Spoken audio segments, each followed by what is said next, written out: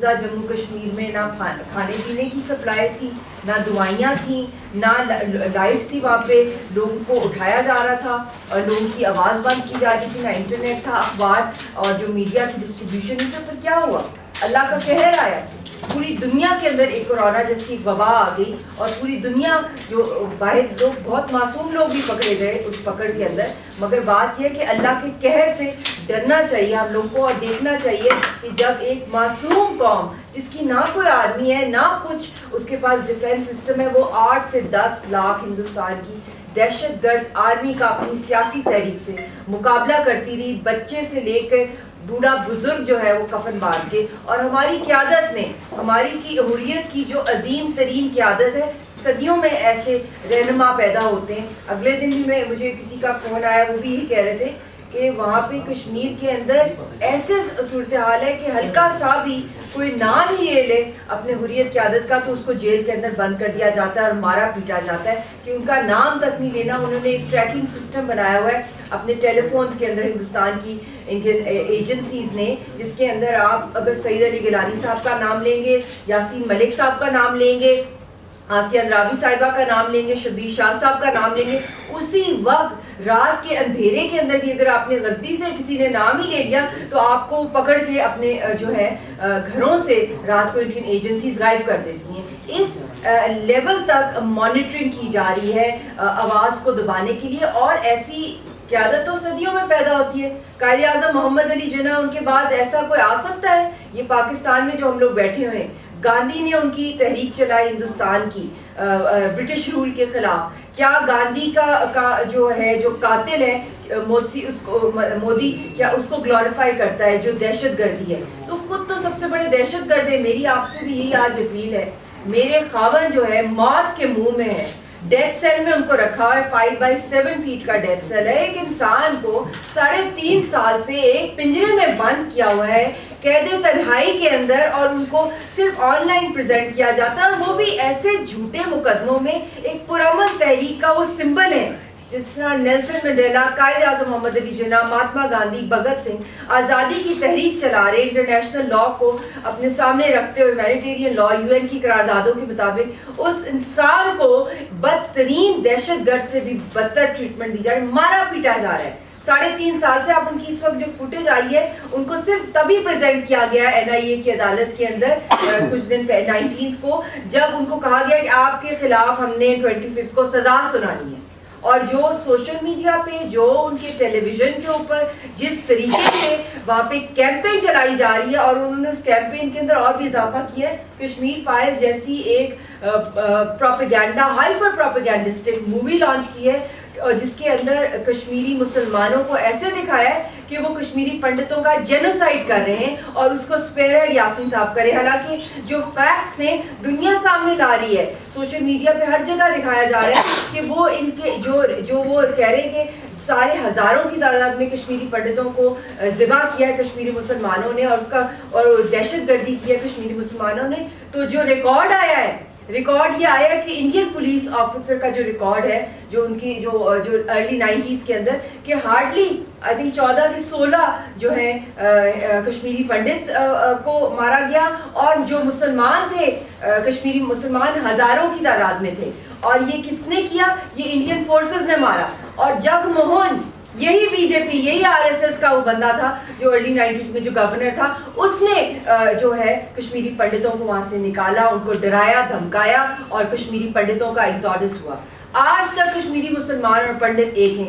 یہ جو ریلیجن کا کارڈ، اسلاموفوبیا کا کارڈ جو یوز کر رہا ہے اور دہشت گردی کے ساتھ یاسین صاحب کو لنک کر رہا ہے، اور ساری کی ساری ہماری قیادت کو، اور ان کو پھانسی چڑھانا چاہتا ہے اس بیسس کے اوپر، اس جھوٹے الزامات کے پیچھے، تو یہ بہت بڑا سوالیہ نشان ہے دنیا کے سامنے. میں پوچھنا چاہتی ہوں، اور آپ میرا ساتھ دیں اس کے اندر، میں پوچھنا چاہتی ہوں دنیا سے کہ کیا ہمارا صرف یہی حق ہے اس دنیا میں کہ ہم کشمیری ہیں اور ہم آزادی مانگتے ہیں اور ہم حق اور سچ پہ کھڑے ہیں، اسی لیے ہمیں پھانسی پہ چڑھا دیا جائے گا؟ مقبول بٹ شہید کی طرح، افضل گرو شہید کی طرح، سعید علی گیلانی صاحب کو ہم نے ابھی کھویا، ان کی قبر مبارک پہ بھی کوئی جا نہیں سکتا، ان کی قبر بھی سب جیل بن گئی ہے. ہمیں لاشیں نہیں ملتی اپنے پیاروں کی، جستے خاکیاں نہیں ملتی، ہمیں دفن کرنے کا حق نہیں ہے. اشرف سرائی صاحب کو زہر دے دیا, وہ تڑپتے رہے جیل کے اندر, ان کی کوئی سنوائی نہیں ہوئی. آسیہ اندرابی صاحبہ تہاڑ جیل کے اندر ہے, ان کے بچے تڑپ رہے ان کو ملنے کے لیے, ان کو کوئی مطلب ان کے ساتھ جو بدترین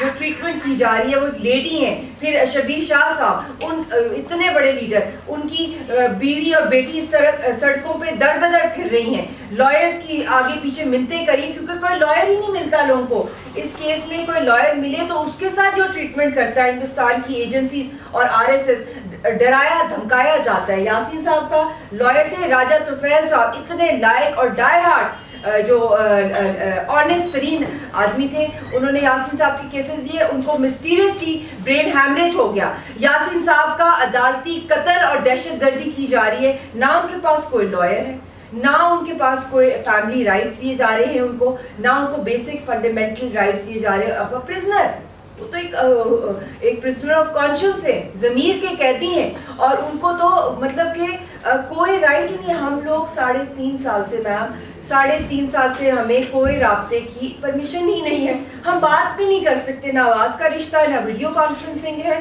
اور نہ ہی ٹیلی گرام, نہ ہی ای میل, نہ ہی لیٹر. بچی تڑپ لیٹر لکھتی ہے روز اپنے باپ کو. اور دوسری بات یہ کہ جب میں نے پبلکلی اناؤنس کیا کہ مجھے ویزا دے ہندوستان, میں جانا چاہتی ہوں 2019 میں, تو میرا بھی نام انہوں نے اسی دہشت گردی کے کیس میں ڈال دیا, اور میرے پہ بھی جھوٹے الزامات ڈال دیے کہ یہ ہے, یہ وہ ہے, یہ فلانا ہے. اور میری پھر ساس نے مجھے کہا کہ بیٹا آپ کو یہ ویزا آپ ضرور دیں گے. پہلے تو میں بہت دفعہ, مجھے جب سے میری شادی ہوئی ہے 5 دفعہ جو میں گئی ہوں, پروٹیسٹ کر کر کے مجھے ویزے ملے ہیں. اور جتنے دن بھی میں گئی ہوں 13 سال کی شادی کے اندر, ایز اے پاکستانی سٹیزن بھی میں آپ کو کہہ رہی ہوں کہ میرے ساتھ جو انہوں نے ظلم کیا ہماری فیملی کے ساتھ, اپارٹ فرام کہ ہم تحریک کو لیڈ کر رہے ہیں, جب میں گئی تو وہاں پہ مجھے جاتے ساتھ ہی جو مجھے ٹریٹمنٹ کی جاتی تھی, جو ہراس کیا جاتا تھا, جو گالیاں دی جاتی تھیں, اور جب میں سری نگر پہنچتی تھی دلی سے 2 دن کے بعد یاسین صاحب کو اریسٹ کر لیا جاتا تھا.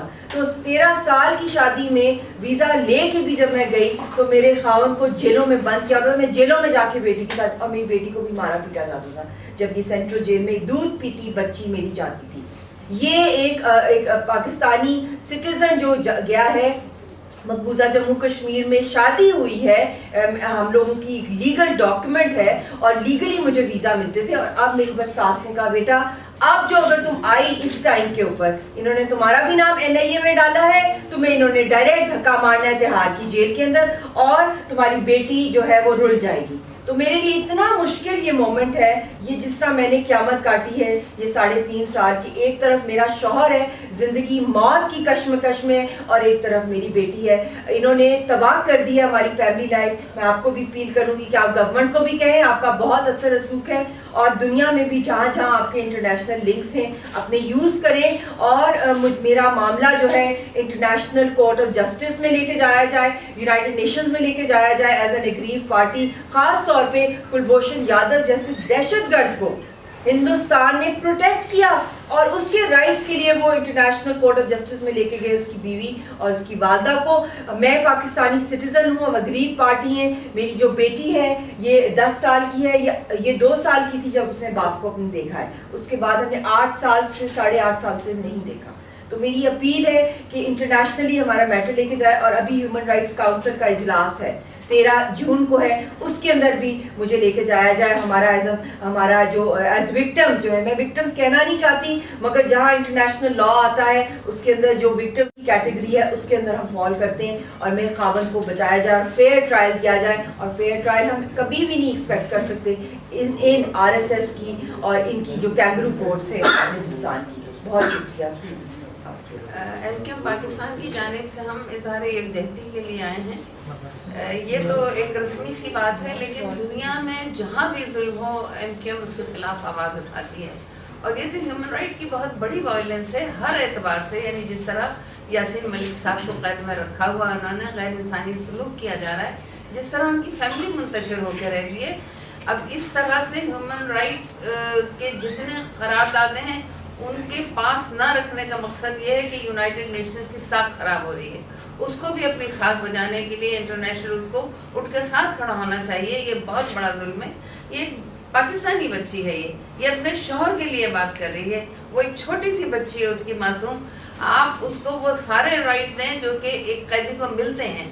جبکہ ان کا ثبوت ابھی تک کوئی نہیں آیا اور اس کے باوجود وہ کہہ رہے ہیں کہ آج فیصلہ سنائیں گے، کل فیصلہ سنائیں گے. اس سے بڑی سزا کیا ہوگی جو اس وقت آپ نے آلریڈی دی ہوئی ہے. میں چاہوں گی کہ میرے ساتھی بھی اظہار یکجہتی کے لیے آئیں. ہمارے حیدرآباد کے MNA ہیں صابر قائم خانی ہے. آپ صابر بھائی ہیں ان کے اور میں ان کی بہن ہوں. بسم اللہ الرحمن الرحیم. سر آگے رضیہ ایک منٹ، رضیہ آپ اس کو ادھر آپ ادھر بیٹھو. بسم اللہ الرحمن الرحیم. یاسین ملک صاحب موجودہ وقت میں عزم و ہمت کے ایک روشن مینار کی طرح نظر آتے ہیں کہ انہوں نے کشمیریوں کے حقوق کے لیے جو بات کی وہ کوئی ایسی جرم والی بات نہیں تھی کہ جس پہ ان کو اس طرح کے الزامات لگا کے اور 2019 سے 22 فروری 2019 سے قید کیا ہوا ہے. اور نہ صرف قید کیا ہوا ہے بلکہ جو ٹارچر کیا جا رہا ہے، جیسے ہماری بہن نے بتایا کہ 5/7 کی ایک کوٹری میں بند کر کے، تو یہ ان کے حوصلے کو تو نہیں توڑ سکتا اور نہ ہی ان کے گھر والوں کے حوصلوں کو توڑ سکتا ہے. یہ تو خود انڈیا کے اس چہرے کو سامنے لا رہا ہے کہ جو وہاں پر مسلمانوں کے ساتھ، کشمیریوں کے ساتھ انسانی حقوق کی خلاف ورزیاں دیگر اقلیتوں کے ساتھ ہو رہی ہیں. تو یہ خود اس کے چہرے پہ کالک ہے. وہ اپنے چہرے کو صاف کرے، انصاف کے جو تقاضے وہ پورے کرے. اور یاسین ملک صاحب نے خود کہا تھا کہ میں گواہوں پہ جرا کروں گا اور کوئی ان کی ابھی تک ثبوت نہیں ہے، نہ ان کا اعترافی بیان کا ثبوت ہے. اعترافی بیان جب تک نہیں مانا جائے گا، جب تک ان کو اوپن ٹرائل کا موقع نہیں ملے، ان کو میڈیا کے سامنے نہیں لایا جائے اور سب سے بڑھ کے ان کے خاندان سے ان کو نہ ملوایا جائے. تو ہم سب یہ مطالبہ کرتے ہیں کہ انڈیا اپنی ظالمانہ کارروائیوں سے باز آئے اور اقوام متحدہ کی جو تمام ریزولوشنز ہیں ان پہ عمل کرے اور جو قوانین ہیں انسانی حقوق کے اس پہ عمل کرتے ہوئے ان کا وہی درجہ ہماری نظر میں، جیسے ہماری بہن نے بتایا کہ جو ایک فریڈم فائٹر کا ہوتا ہے، جو اپنے حقوق کے لیے غاصبوں کے خلاف کھڑا ہوتا ہے، تو ان کے حقوق کو مانتے ہوئے، ان کی قوم کے حقوق کو مانتے ہوئے ان کے ساتھ منصفانہ اور انصاف پسندانہ عمل کیا جائے. آج یہاں پر آنے کے بعد اندازہ ہوا کہ یاسین ملک صاحب اس وقت کشمیر کے حریت پسند رہنماؤں میں، بڑے رہنماؤں میں ان کا شمار ہوتا ہے. میں خراج تحسین پیش کرتا ہوں ان کی وائف مشال ملک صاحبہ کو کہ وہ انہوں نے اتنی ہمت اور بہادری کے ساتھ ان کا ساتھ دیا اور ساتھ دے رہی ہیں. اس وقت حکومت وقت کی ذمہ داری ہے کہ ہیومن رائٹس کمیشن کا جو اجلاس ہونے والا ہے اس میں یاسین ملک صاحب کے کیس کو ایک حریت پسند رہنما کے اور ایک پاکستانی رہنما کے طور پر جو ہے وہ لیا جائے اور ان کے ساتھ ہونے والی زیادتیوں کو جو ہے اس پر پوری دنیا میں آواز اٹھائی جائے تاکہ بھارت کا اور مودی کا سیاہ چہرہ وہ پوری دنیا کی انسانی حقوق کی تنظیموں کے سامنے آئے کہ کس طرح اس نے کشمیری عوام کے ساتھ، اس میں صرف مسلمانوں کی بات نہیں کر رہا بلکہ کشمیر میں رہنے والا ہر کشمیری، چاہے وہ کسی بھی زبان سے تعلق رکھتا ہو یا کسی بھی مسلک اور مذہب سے تعلق رکھنے والا ہو، اس کے لیے یہ جدوجہد ہو رہی ہے. اور میں سمجھتا ہوں کہ یاسین ملک جیسے لوگوں کے ساتھ اس قسم کا رویہ، اس قسم کی سازش اور دشمنی اختیار کر کے بھارت کو کچھ حاصل نہیں ہوگا بلکہ اس کا چہرہ جو ہے وہ دنیا کے سامنے آئے گا. اور میں حکومت پاکستان کو اس وقت میں سنجیدگی کے ساتھ کہنا چاہتا ہوں کہ وہ جو ہے اس کا نوٹس لے اور جو اقوام متحدہ کی قراردادوں کے مطابق حریت پسند رہنماؤں کے ساتھ ہونے والی زیادتیوں کے ازالے کے لیے پوری دنیا کی توجہ جو ہے اس طرح مبذول کرائی جائے اور ان ظلم و زیادتیوں کے خلاف جو ہے بھرپور آواز اٹھائی جائے تاکہ بھارت کا چہرہ بے نقاب ہو. اور یاسین ملک کے ساتھ فیئر ٹرائل ہونا چاہیے جس کی ہمیں امید نہیں ہے، اس لیے کہ وہ کینگرو کورٹس بنائی ہوئی ہیں مختلف الزامات لگا کر. اگر انہوں نے کل 25 تاریخ کو کوئی بھی ایسا فیصلہ کیا تو میں سمجھتا ہوں پوری پاکستان کی عوام اظہار یکجہتی کے لیے سراپا احتجاج ہوگی اور بھرپور احتجاج کے ساتھ آواز اٹھائے گی. ہم جو ہے اس وقت مشال ملک صاحبہ کے ساتھ اظہار یکجہتی کر رہے ہیں اور ہم یہ کہنا چاہتے ہیں کہ متحدہ قومی موومنٹ ان کے ساتھ کھڑی ہے، ہر فورم پر آواز اٹھائی جائے گی اور اس کے سدباب کے لیے جو ممکن ہو سکا وہ ضرور کریں گے. اور ہم سیلوٹ کرتے ہیں یاسین ملک کو اور ساتھ ہی ان خاتون کو بھی، بڑی ہمت کا کام انہوں نے کیا ہے. ہم انہیں تنہا نہیں چھوڑیں گے، جو آواز یہ اٹھا رہی ہیں وہی آواز ہماری بھی ہے. بہت شکریہ اور آپ لوگوں کی سپورٹ کا اور میڈیا کا بھی بہت شکریہ. Thank you.